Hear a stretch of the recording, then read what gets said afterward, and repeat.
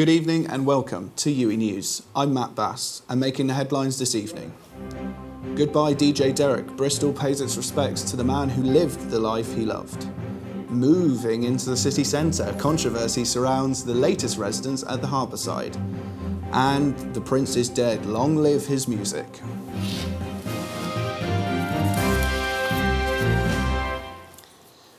People in Bristol paid their respects to DJ Derek today. The 73-year-old's body was found in woodland near Cribbs Causeway in March, 8 months after his disappearance. Matt Light went along to the funeral, which was organised to celebrate his life.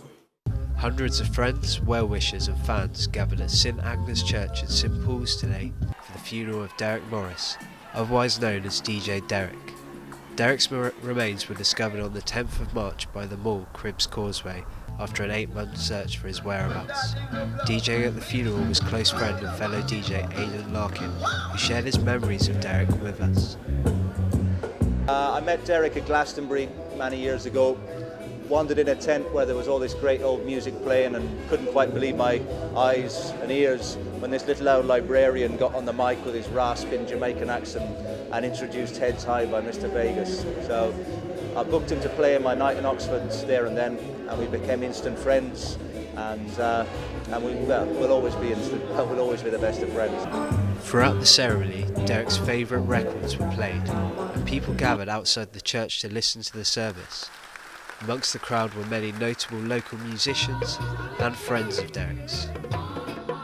Mayor George Ferguson was one of many in attendance at the funeral. This is a real Bristol occasion, and DJ Derek, as one friend of mine said, is the only white man who could have brought St Paul's together like this. It's proof of the popularity of one man and his music that so many people have turned out to pay their respects today. This is Matt Light reporting for UWE News. A pop-up cowshed that has appeared in Anchor Square has been heavily criticised by animal rights activists.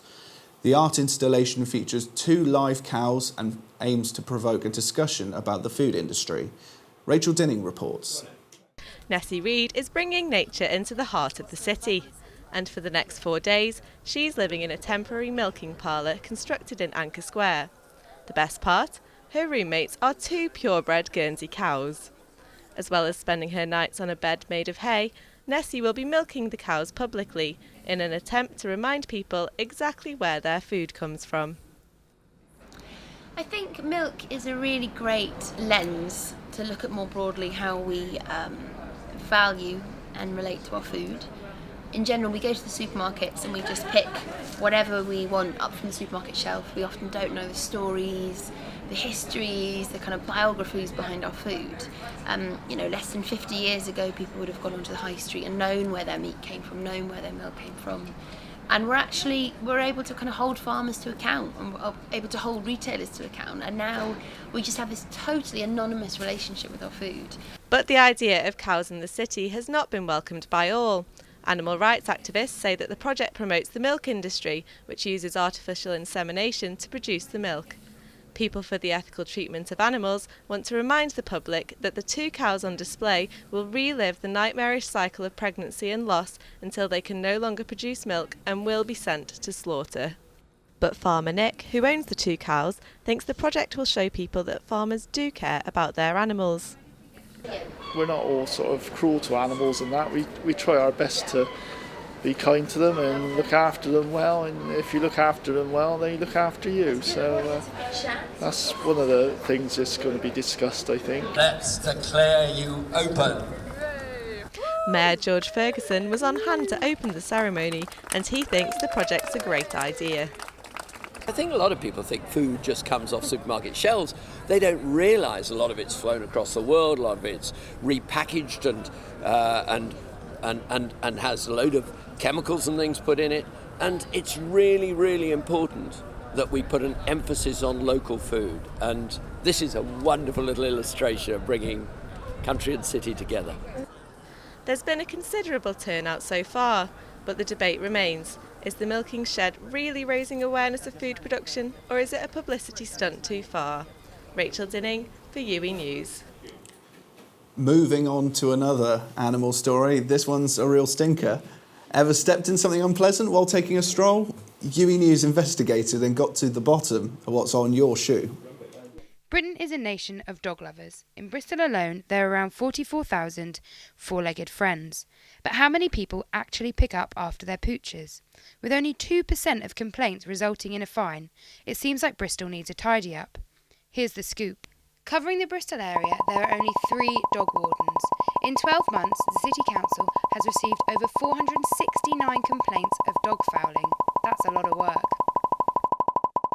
Mark Coombs is the dog warden covering the South Bristol area. We've certainly noticed over the last 3 or 4 years an increase in complaints, especially in the winter months when the nights are dark. People don't necessarily walk around the park so much, so they're walking around the streets and people are complaining about it. Through an FOI request, we found out that only 13% of people received a fixed penalty fine But what we for not picking up expect after their dog. now of the public is for people to give us as much information as possible about people that they've perhaps seen, witnessed not cleaning up after their dog. We need that sort of information, what time these people turn up, what sort of dog they've got, or a rough description. And then we can get in and into the areas that they've mentioned and try and catch people, which we do our best to do. Hayley Ash is the neighbourhood working coordinator and believes the situation lies in the community. She and her team have been reaching out to people and tells us about an initiative in Shirehampton. We did a door knock all the way around that estate, thousands of houses, dropping leaflets through, asking people to put the flyers up, cleaned it all up, hung around to try and catch people. We got the PCSOs involved in that one as well. And then I actually got a couple of people complain. We put it in the local paper, and they got several complaints about us because they were now getting spoken to by other residents to say, I hope you're going to pick that up. So the perpetrators, if you like, were being told off by local people. And for me, that's the way that it needs to be. That's the way that you will get sustainable change. We asked dog walkers their thoughts on the issue. Yeah, so it is a big problem, and I have actually complained before about it because I've got 2 and I always clear up, so there's no need not to do it really. Yeah. The most irritating thing is dog owners that put it in a bag and leave it in a bag as if they're doing the right thing but can't be bothered to pick it up. It's awful. There's most people seem to be pretty good, but if you look around, there's a lot of it about. I don't think it's as bad as it was, but you do see it. I think people aren't as bad as they used to be. I think they're more aware now. I think if you're going to work with dogs, you're going to have some treats. Here's hoping that Bristol gets a little cleaner in 2016 and people remember to pick up after their pooches. Isabel Emberson for UWE News. It was Her Majesty the Queen's birthday yesterday, with many activities planned around Britain to celebrate it. We went to find out how Bristol marked the occasion. Bristol joined the rest of the cities to celebrate the Queen's 90th birthday recently. Activities started with a service in Bristol's cathedral in her honour. Clergy at the cathedral spoke of her dedication to the Christian faith. We've just been hearing a wonderful sermon actually by Martin Pope. He was actually listing the way in which she has been a dedicated member of the Christian faith throughout her journey of life. And Sunday by Sunday she's worshipping on a regular basis, and it's giving that sort of commitment and leadership which is intrinsic to our Christian way of life.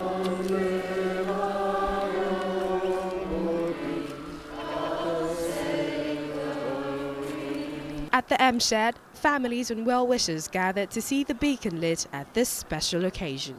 We're very pleased to be hosting this event this evening. It's a really nice informal event, lots of school children here, girl guides and boys and girls enjoying themselves, and it's great to see the sort of community come together across the whole nation actually for a celebration. We came down today to see the beacon be lit because Momin is an asylum seeker from Afghanistan, and hopefully one day he will get citizenship, so the Queen will be his Queen as well as she is my Queen. I think it's special because for many people she has been the Queen for all their lives, actually. So she is a constant in their lives, and she's been a very influential person as well, right the way across the world, not just in our own country.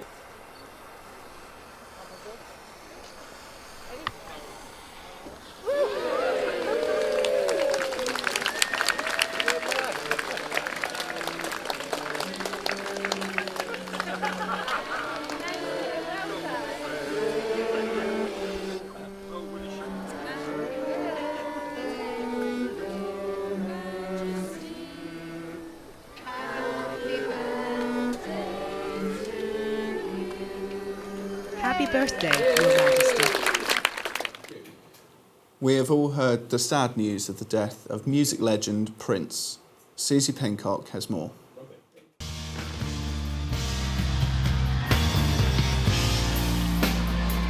I never meant to cause you many sorrow. People across the world are mourning the loss of an inspiring musician, Prince, who died yesterday at the age of 57 at his home in Minneapolis. On Bruce Road in Greenbank, a long-standing mural of Prince has been surrounded by tributes as Bristol mourns the loss of this music legend. I used to love Prince and I grew up with him, sort of the music and Purple Rain and stuff like that, and yeah, it's really sad. Prince has sold more than 100 million records during his career, which took off in the late 70s. His cause of death is to be confirmed and a post-mortem investigation will be taking place today.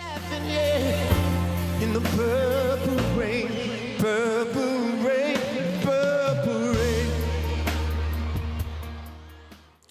Seem to be losing many of our music legends this year. Will the weather bring us some purple rain this weekend? Here's Adanma with the details. Thank you, Matt. As we celebrate Earth Day, it's been a cloudy and damp start across the region with some outbreaks of rain in some parts. However, drier spells are still to come, particularly across eastern counties. From 11 degrees Celsius to 3 degrees Celsius tonight. By dawn, southern parts will be clearer with chillier conditions. But a much brighter day is expected by mid-morning Saturday, with a hint of rain as highest temperatures will remain at 14 degrees Celsius.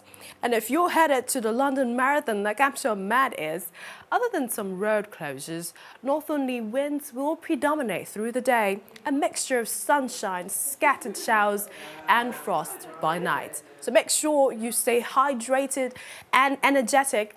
Have a lovely weekend. It's back to you, Matt. Thanks, Adanma. It's been a busy 12 weeks and we hope you've enjoyed all of our news and views. And all that's left to say now is... That's all, folks.